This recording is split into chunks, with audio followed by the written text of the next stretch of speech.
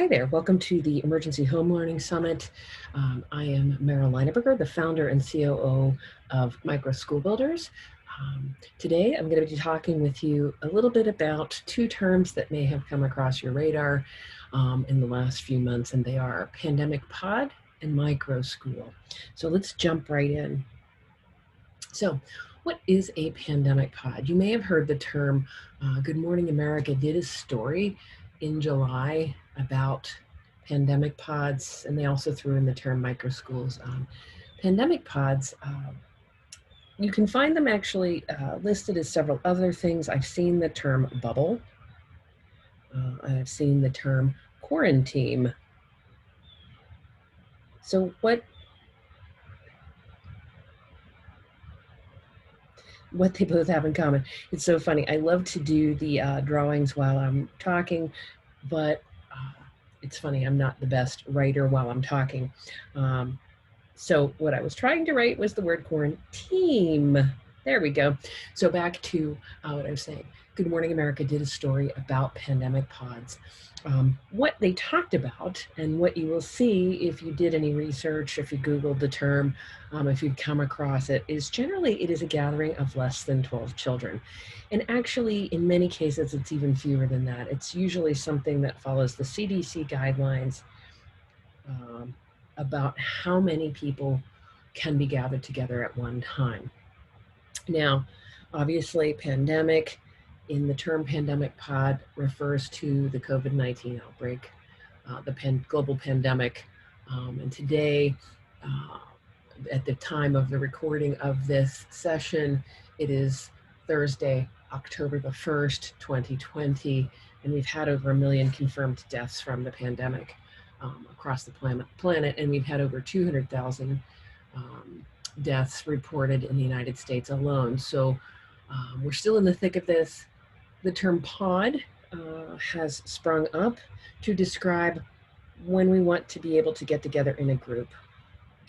And, the things that are in common in terms of pods is that there's usually an agreement about what kind of exposure we will agree to have, and that can be as ourselves as an individual. But in the case of pandemic pods, when we're talking about children, these are groups of families who make an agreement to limit their exposure to others, to outside events, to large gatherings, to places and people who might expose them to the virus in order to create a stable, safe pod for a variety of things to happen. So this pod will sometimes have a contract. A pod will generally come up with some kind of an agreement regarding how each of the individuals who are part of the pod will behave in terms of being out in public and exposing themselves to situations or people that might bring them in contact with the virus. Now, the real purpose of the pods came up during the first closure of schools during April, May, June of 2020, when most of our public and private schools were forced to close. And pods sprung up then very organically, and they weren't really calling themselves pandemic pods. Some of them did call themselves pods, but what happened, as you might well imagine, is many families found that they had the need to get their children together with other people's children. Some of that was for social and emotional reasons. Some of it was because that people were needing childcare.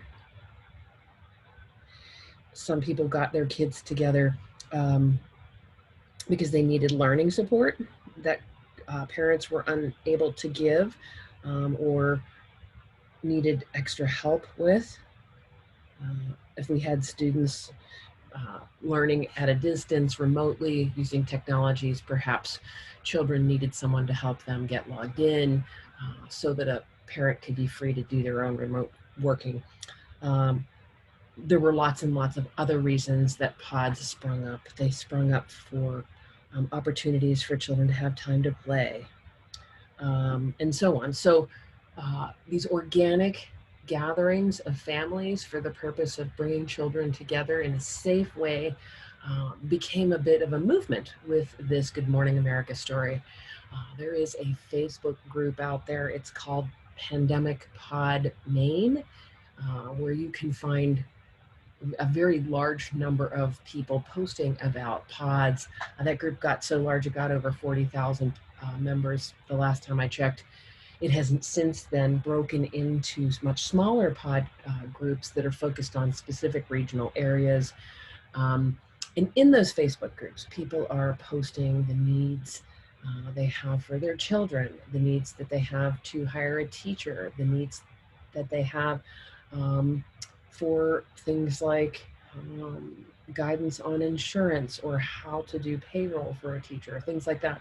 And you would be probably not surprised to find that there are a whole slew of brand new businesses that have popped up to serve families during this time, to take care of the matching families up with teachers, taking care of insurance, taking care of payroll, matching families with similar needs, exposure thresholds, proximity to one another, and getting them together to form pods. So there are a whole slew of services out there.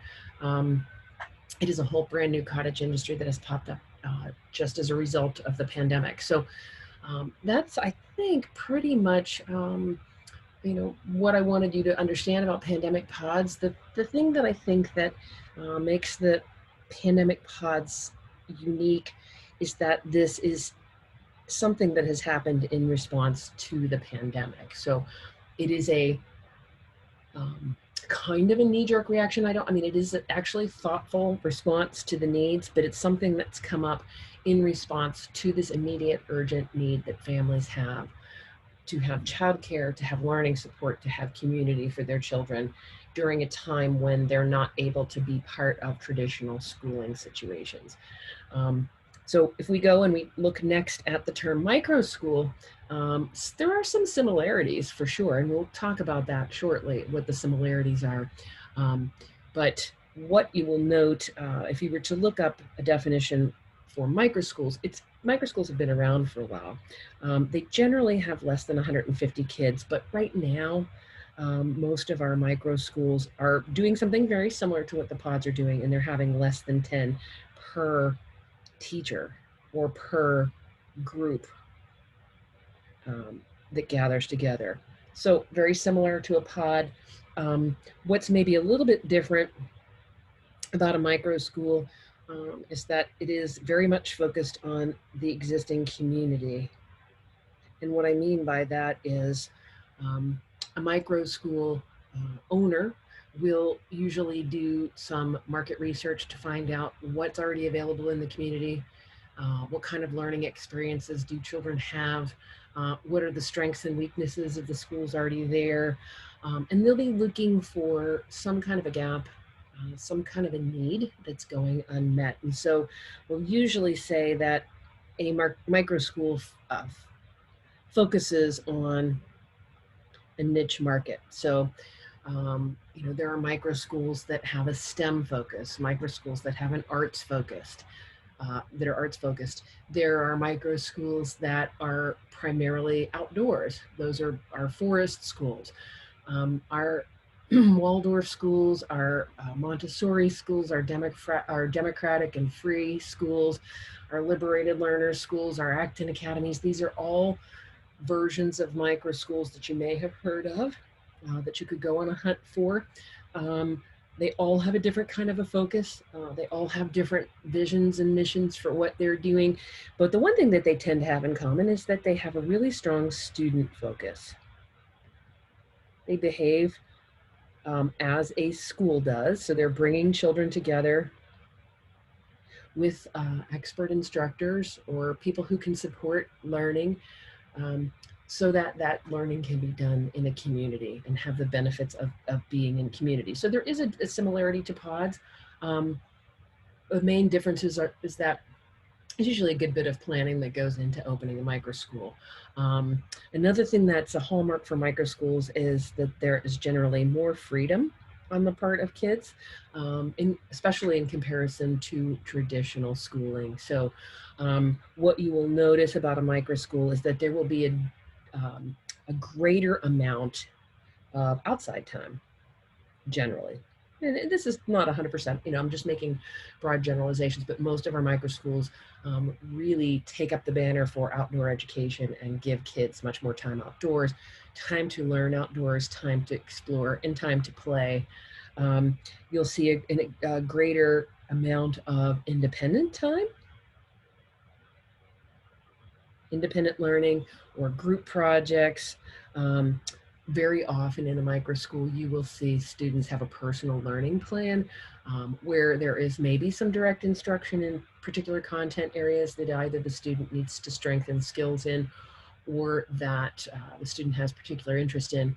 But you will see an awful lot of project-based learning, hands-on learning, kids exploring ideas and concepts that they're interested in. You'll also see a greater amount of travel. It's very common for our micro schools to take a lot of field trips. Within our network of schools at Micro School Builders, we have one of our school owners who has made road learning part of what her school does. So in non-COVID lockdown sorts of times, her students have traveled in relation to projects they were doing. For instance, last fall, they traveled to Chicago to see ancient Egyptian artifacts to go with a unit of study of independent study that they had done on ancient Egypt. You will see that there is less of some of the things about school, traditional school in a micro school that kids don't love. So you'll see less seat time, meaning, kids are free to be up and moving around. Kids are encouraged to sit in a way that feels comfortable to them, and that might be on a couch, on the floor. They can stand. Basically, they can hold their bodies in whatever learning position works for them. You'll see less testing. In fact, most of our micro schools don't really use a whole lot of testing because our school owners are working directly with kids and communicating with parents. Students are creating all kinds of learning artifacts. There's constant communication going on between the family and the school. So parents are very much aware of how a student is progressing in terms of learning without the use of assessments. And you will see very little or a much lower use of curriculum. And that means more structured, guided instructional pieces that are asking a student to learn content in a specific way or sequence. So students are, because they're much more likely to be doing independent learning, there will be less use of curriculum. Okay, so let's see, what's actually common between micro schools and pandemic pods? Well, if you're thinking back to the first two slides, they're both small. Why is that a good thing? And it is a good thing, by the way. There's actually been a lot of research over the last 20, 30 years that has shown that a smaller student to adult ratio makes a big difference in a student's feeling like they are seen, known, understood, feeling like they are part of a community, but also having their needs met. So in both cases, pods and micro schools provide that small, intimate learning experience that kids really crave, that most kids are craving. One of the things that they both have in common is that they're COVID compliant. So, where our big public schools have had to close because of their inability to be able to get students to school safely, to be at school safely and socially distanced during the pandemic, our micro schools and our pods are better able to meet those requirements. I'll tell you what else they both have in common. They're more student-centered. And I would say that that's not, let's see, C-E-N-T, yeah, here we go with my spelling again, centered. Try as they might, our public school teachers who are doing such a spectacular job right now, by the way, find it very difficult with 20 to 30 kids in the classroom to be able to know all of the children really well and to be able to get each child working on things that interest them and at a level that suits their particular skill set. Many of our pods and micro schools have just a half a dozen kids, up to a dozen kids total. per one person, and that just really allows for a more customized education to happen in both cases. And also in our pods and in our microschools, there's more freedom. So when you work in a smaller group like this, um, it's much easier to get the work done. So in the case of the pod, what I didn't say back in the beginning is in many cases, pods are just continuing to support the virtual learning work that's coming home from a child's school district. So in the case of a pod, having someone there to support the child to get the work done allows the work to be done more quickly, especially if it's asynchronous work, which means it can be done whenever you want or feel like doing it, versus synchronous work, which means live. So kids are able to get that required work done, and then they have more freedom to work on the things that they're interested in. So we're seeing with many of our pods and absolutely with our micro schools that the kinds of activities that kids are getting engaged in are really creative and hands-on, and far more enjoyable. So another thing that is common between micro schools and pods is that they are more social than our traditional public schools are, and especially now during the pandemic when the time and the exposure that kids have outdoors on the playground or in the lunchroom when they typically, or on the bus when they're typically able to socialize with their friends, those things are having to be limited because of social distancing protocols. Kids in micro schools are able to have some more ability to be able to be social. Some of that happens because the families are lowering their exposure risk together.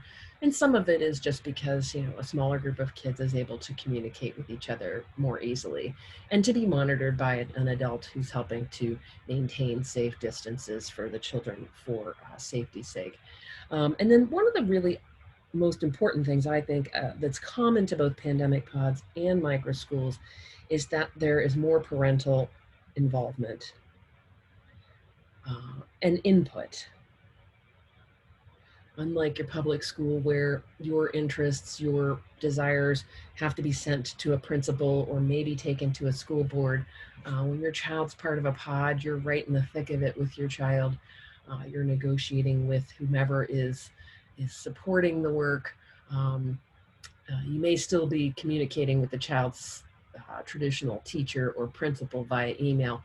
When you're working with a micro school, you're going to be directly communicating with the owner of that school on a regular basis, very likely on a daily basis. So there is an opportunity for you to have far more input into what happens, how your child's learning, etc. So that parental connection is common to both and really a strong benefit to both.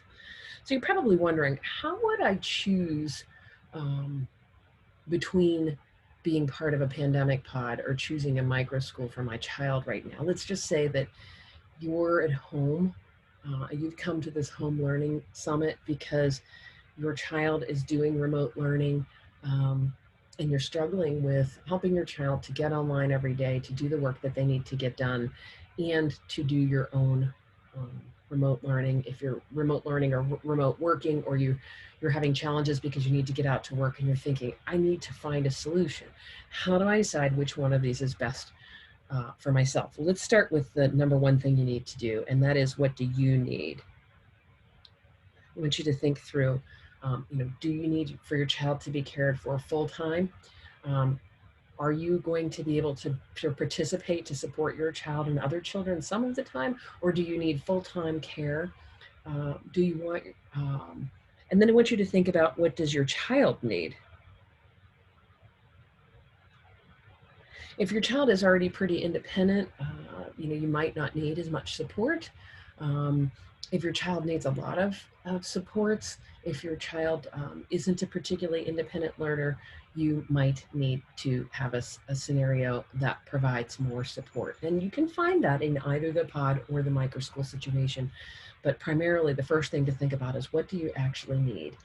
And so if it's more childcare, if it's more learning support, then you're going to be looking for the pod or the micro school that can offer you the days and times that meet your specific needs with the coverage that meets your specific needs. The second thing you're going to want to think about in making this decision is, what kind of experience do I want my child to have? So, if you're fine with education the way that it is, a pod might suffice because you just want your child to have that connection to his or her teacher remotely until school's able to reopen. You may want to keep your child still connected to the students that are in his or her grade level and class. Or maybe what you want is something entirely different. So maybe you want your child to have an experience of a multi-age classroom. Um, that would help you to decide. Obviously um, a pod can be multi-age, but in general, pods are the kids are working independently on their own school-based stuff. Unless the pod has hired a teacher. But a micro school, has this potential, and generally will be multi-aged and less curricular focused. They will not be doing the kinds of things that your child has been doing in a traditional school. So think through the kind of experience that you want. Or do you have the mindset to allow you to be okay with your child being more self-directed, outside more hands-on, less tests, less grades for you to be looking at to know how they're doing. The next thing to think about is what can you afford?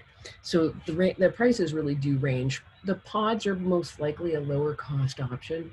That doesn't mean they cost nothing, especially if the pod that you want to be part of has hired a professional educator to support teaching and learning. There are going to be costs related to that. I've seen some ranges, and this doesn't mean this is what you'll see, but I've seen that pods will charge somewhere between $8 to $16 an hour per child based on what kind of supports need to be there. A micro school will potentially be a little bit more expensive. I've seen them run anywhere from $250 to $450 a week. And if you really think about that, micro schools tend to be a really great value because they are not just childcare. Your child is learning and they're getting personalized instruction. So when you look at that, do know that it's going to be a much more customized education. And so there's a real value for that. What's different is most of our micro schools are charging less than the private schools in the area. And they can do that because they have lower overhead. You have to figure out what can you afford to put towards your child's education. And this might be something entirely new for you. You may never have thought about actually paying out of your pocket for your child's education versus giving your child access to the education that's paid for by the community collecting real estate taxes. I mean, private or public education is not truly free. We're all paying for it. So you'll be thinking about whether or not you want to begin to pay for your child's learning and what can you afford. The next thing that you want to think about in order to choose, you have to look to see what's available. So it'll take a little bit of looking around. You can, like I said, you can go on to Facebook and look for pandemic pods and perhaps the name of your area or your region. You can Google those terms as well. You can Google schools in my area. You can Google micro schools in my area. You can go to the Alternative Education Resource Organization. Their website has a list of schools. There are a couple other organizations that are starting to curate lists of micro schools. So you can Google for that and those should come up. But the thing about micro schools is they are opening as quickly as people can get them open. So you're going to need to sort of use some good detective work and get your snooping skills out and see what you can find, searching on the internet, asking around, asking people what they know about and if there are any new micro schools in your area. Once you see what's available, then look through it with the other criteria. What do you need? What does your child need? What kind of experience do you want? What can you afford? And perhaps this might be in a different place on the list for you. You want to think about what is equitable. In the discussion of pods and micro schools, there has been a lot of discussion about people removing their children from public education and that impacting access to education for all.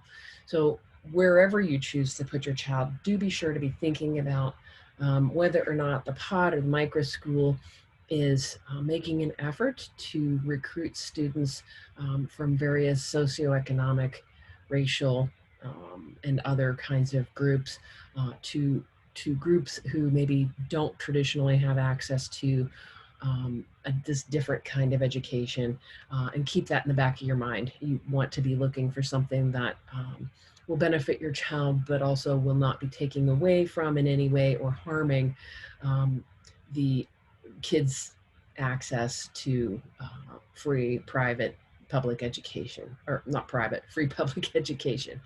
Okay, and then finally, maybe one last thing to think about is how much involvement do you want on your part? And we talked about this a little bit earlier. You know, do you want to be involved with this, or do you want to have somebody else doing that? So, you know, if you get involved in a pod and you set it up, there's probably going to be some heavy lifting there on your part to get it ready, to get people recruited, or to get your child involved. If it's one that's already set up, probably less involvement, unless it's one of those pods that rotates and has parents take turns leading the learning each day. If you find a micro school, your involvement can be whatever you want it to be. You may be able to just, it's more of a situation where you can drop your kid off just like you would for school and so on. So hopefully this information has at least given you some idea of what the difference is between micro schools and pods. If I can be of any service to you, if you would like to talk with me further about micro schools, I'd be happy to do that. You can reach me at mara@microschoolbuilders.com. I hope that you have a wonderful experience with the Emergency Home Learning Summit, and I hope to talk to you soon. Be well.